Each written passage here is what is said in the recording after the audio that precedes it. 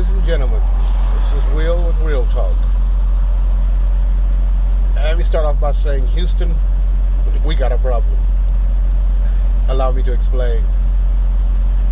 I got some more stories in from some passport bros that are traveling in search of love and traditional wives. The two I read recently, strikingly similar. And to the two latest individuals, oh my God, what are you doing? What are you doing?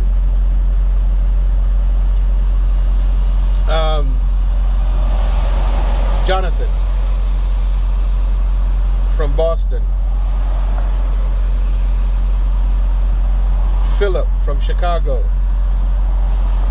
This message is for you two and any other passport bros who are thinking of following suit with what you're doing right now. Ladies and gentlemen, these two, they're both great, wonderful guys. Wonderful. How do I say this politely? I don't want to upset anybody and I don't want to hurt anybody's feelings. However, you two gentlemen might get offended by what I'm about to say. But I'm going to ask you, please, listen and think. Alright? So, they go to Thailand. Beautiful place, great food, great people, wonderful atmosphere. They both meet two women, different women, they're not the same. And they sent me the pictures, and my God, these women are, they're strikingly beautiful, amazingly beautiful. And they fell in love. Congratulations. Where is my problem? My problem is this. Both of you met these women who are working in the bar. I'm not saying that women working in a bar don't deserve love. I'm not saying nothing like that, okay? Both of these women shuffled you off to their village. And both are from Isan. Again, nothing against the village. Nothing like that. Here is where the stick gets lost in the mud. Their families approach you for a dowry.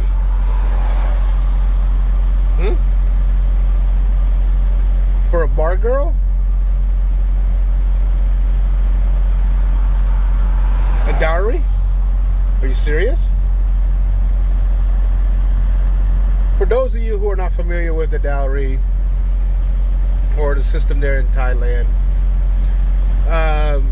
the family requests from the husband-to-be, the groom, to pay a dowry.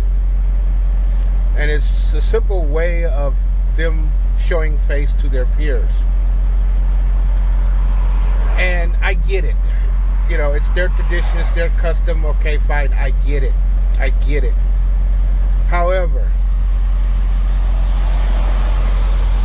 you don't want to lose face, but you have a daughter who's working in the bar, in the adult pleasure entertainment. It's a good way of saying it. I can understand the dowry, for pure. I can understand the dowry if you're the first in everything. But the family knows that you're not the first by a long shot. Therefore, a dowry is unreasonable. I do have another story from a gentleman. He's not a passport bro. However, he did marry a young lady in Thailand. They have 2 beautiful children. He paid a dowry for his wife. After this wedding ceremony, the dowry was returned to them as a gift. Now, if this is what you guys are referring to, okay, then I'm all for it. Go for it. Be happy. Live your lives. Okay? Only if that's what you're referring to. But to save face, no.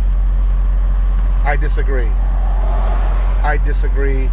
And I know there's several others that would disagree with me. So let this serve as a PSA to both of you, Philip and Jonathan. Be happy, my brothers. Be happy. Be smart. Do not allow yourself to be taken advantage of strictly because you're a foreigner. Okay? With that being said, again, I'm all for it. Enjoy your lives. Be happy. Hell, build a family if you wish. Just be careful. And don't fall for traps that are set. Okay? With that, I have nothing else but wish the best for you both. Now let me say this while I'm on a rant. You know, majority of men, I'm not going to say American men, European men, men in general. Majority of the men in general are vacating older women and single moms. And the reason why they're vacating older women and single moms is because they don't want to have to put up with the baggage that these women are carrying with them. And by baggage, I don't mean children. I don't mean the children. The children are not considered baggage. To me, the children are considered a plus, a blessing, and an honor. The baggage I'm talking about is from your previous failed relationship. Why do you insist on making your current partner pay for the crap that your ex did? Or pay for the crap that your choices caused? We don't want to hear that. We don't have time for that. If you're a single mom and you have a man in your life who is not the father of your child, and he loves you and he loves your child, that man is a blessing to you. Don't you dare take that for granted. It's not often that somebody's going to come into your life like that. And what is this notion about just your presence alone is enough to sustain and maintain a relationship? Who are you? The only person you're kidding with that BS is yourself. Your presence alone doesn't put food on the table. I can set 2 eggs and a chicken on the table. You mean to tell me your presence alone will cook them and serve them up just by being there? You're kidding yourself. And you're going to kid yourself to being single for the rest of your life. Your presence is enough.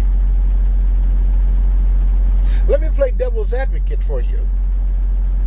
If that's the case, then shouldn't his presence alone be enough?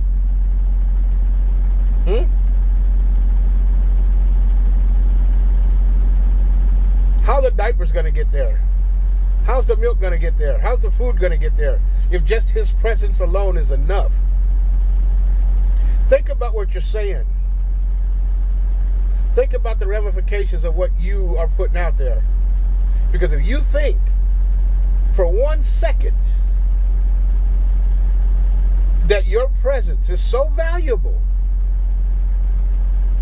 that a man is going to lay down and give you all of his resources just for your presence? You're sadly mistaken. You know, I don't know what's wrong with this generation.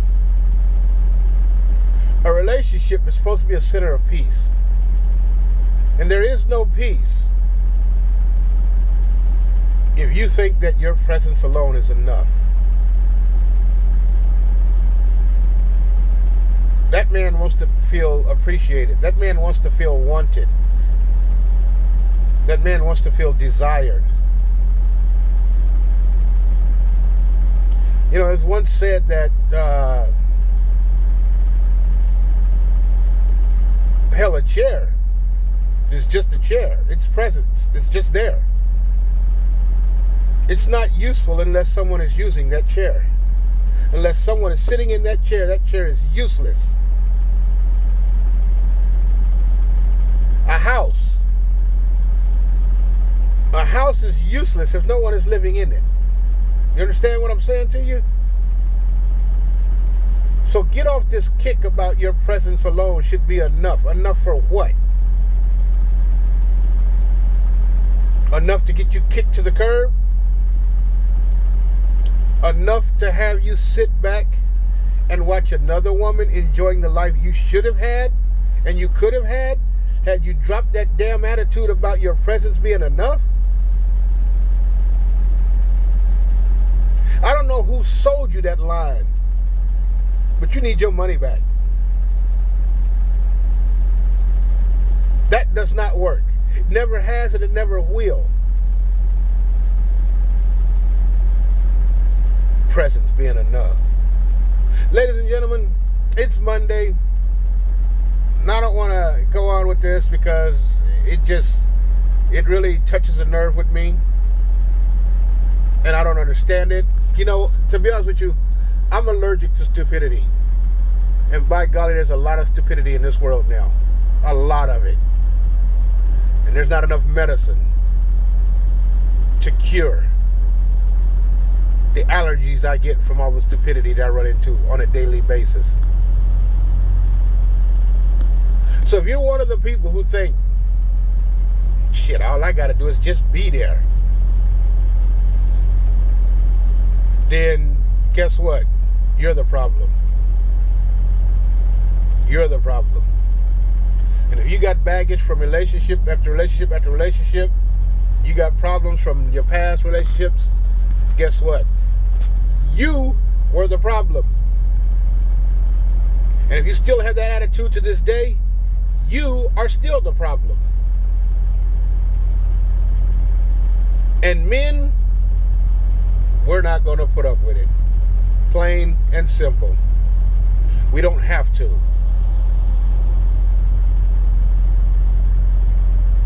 So you need to look into yourself.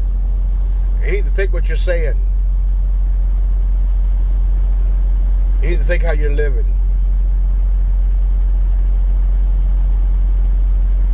It ain't worked up until now, and it's not gonna work.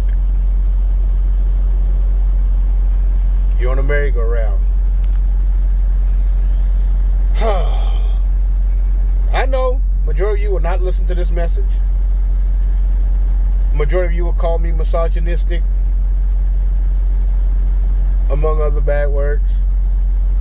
But I speak the truth. And sometimes the truth is something that a lot of us cannot handle. Nobody wants to hear the truth. They want to hear it sugar-coated. So like I said, whoever sold you that line of BS, you need your money back. Quick, fast, and in a hurry. Because relationship takes two. Two working at the relationship. Not one doing all the work and one just sitting there saying my presence is enough. Bullshit. That kind of talk, that kind of attitude to get your ass left behind quick, fast, and in a hurry. I don't care how much that man loves you, loves your child. You keep pushing that BS, it's a wrap. Because around the corner, there's a younger woman with no baggage, no hiccups, no BS from her past relationships, praying every night that a good man comes into her life. So if you want to let one go, be my guest. Be my guest. And you'll be the one singing that song, It Should Have Been Me. Okay? That's enough for my public service announcement this Monday morning. I got a headache. Hey, this is Will with Real Talk. You guys be safe, be good, and be blessed.